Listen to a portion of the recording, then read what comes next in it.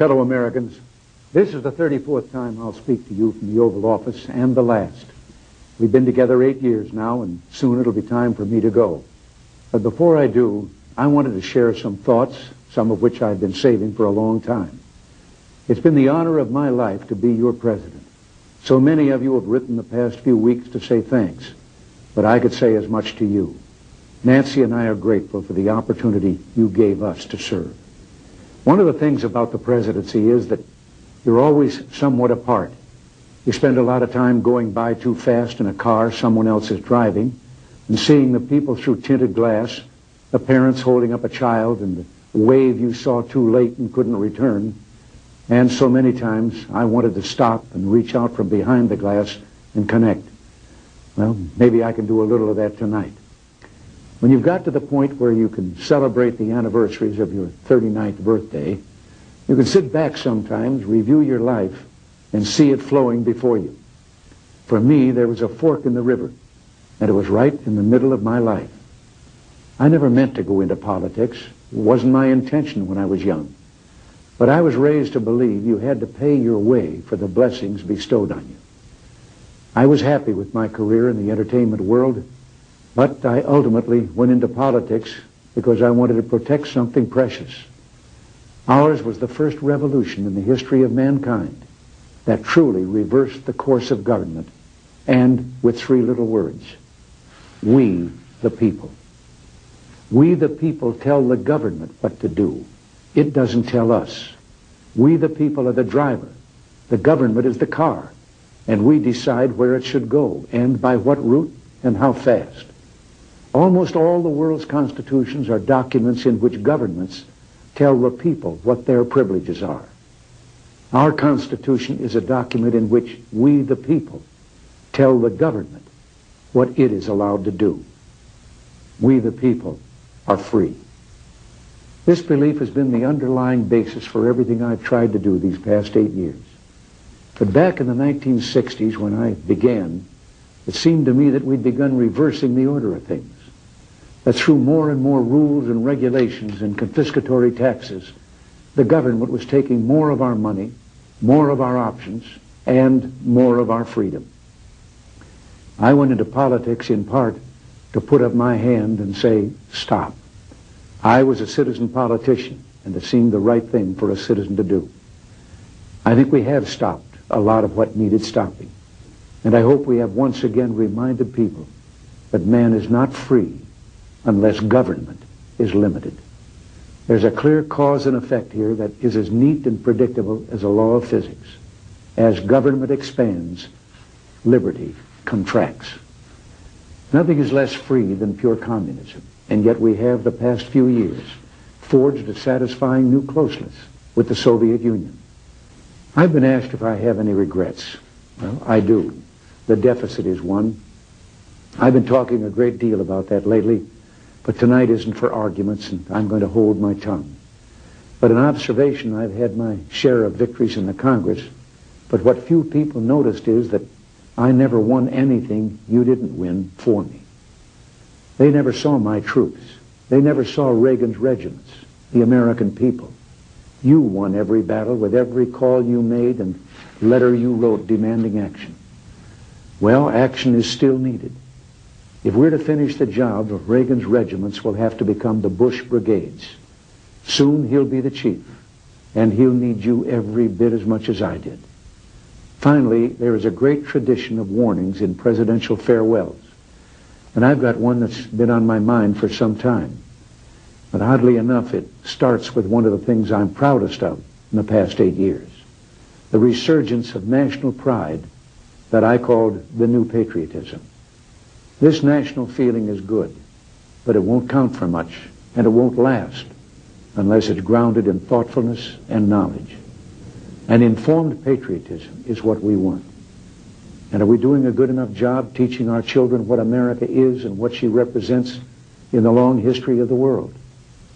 Those of us who are over 35 or so years of age grew up in a different America. We were taught very directly what it means to be an American. And we absorbed almost in the air a love of country and an appreciation of its institutions. If you didn't get these things from your family, You got them from the neighborhood, from the father down the street who fought in Korea, or the family who lost someone at Anzio. Or you could get a sense of patriotism from school. And if all else failed, you could get a sense of patriotism from the popular culture. The movies celebrated democratic values and implicitly reinforced the idea that America was special. TV was like that too, through the mid-60s. But now we're about to enter the 90s, and some things have changed. Younger parents aren't sure that an unambivalent appreciation of America is the right thing to teach modern children.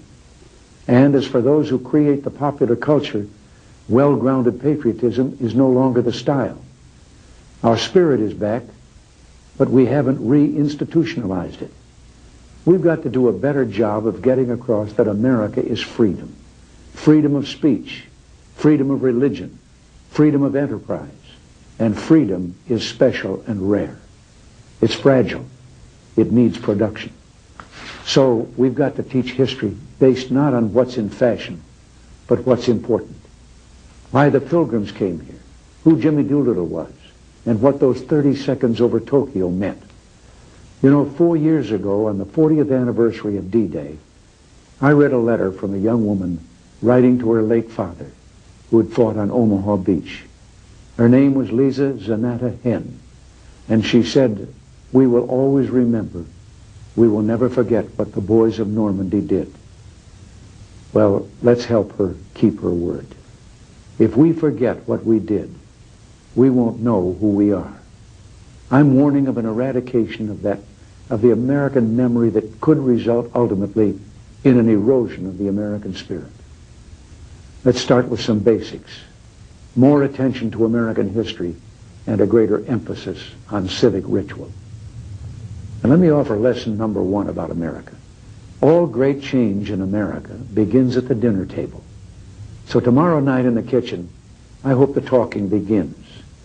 And children, if your parents haven't been teaching you what it means to be an American, let them know and nail them on it. That would be a very American thing to do. And that's about all I have to say tonight, except for one thing. The past few days, when I've been at that window upstairs, I've thought a bit of the shining city upon a hill. The phrase comes from John Winthrop, who wrote it to describe the America he imagined. What he imagined was important because he was an early pilgrim, an early freedom man. He journeyed here on what today we'd call a little wooden boat. And like the other pilgrims, he was looking for a home that would be free. I've spoken of the shining city all my political life, but I don't know if I ever quite communicated what I saw when I said it. But in my mind, it was a tall, proud city built on rocks stronger than oceans, windswept, God-blessed, and teeming with people of all kinds living in harmony and peace. A city with free ports that hummed with commerce and creativity. And if there had to be city walls, the walls had doors, and the doors were open to anyone with the will and the heart to get here. That's how I saw it and see it still. And how stands the city on this winter night? More prosperous, more secure, and happier than it was 8 years ago. But more than that, after 200 years, 2 centuries, she still stands strong and true on the granite ridge, and her glow is held steady no matter what storm. And she's still a beacon, still a magnet for all who must have freedom, for all the pilgrims from all the lost places who are hurtling through the darkness toward home. We've done our part, and as I walk off into the city streets, a final word to the men and women of the Reagan Revolution, the men and women across America who for 8 years did the work that brought America back. My friends, we did it. We weren't just marking time. We made a difference. We made the city stronger. We made the city freer. And we left her in good hands. All in all, not bad. Not bad at all. And so, goodbye. God bless you. And God bless the United States of America.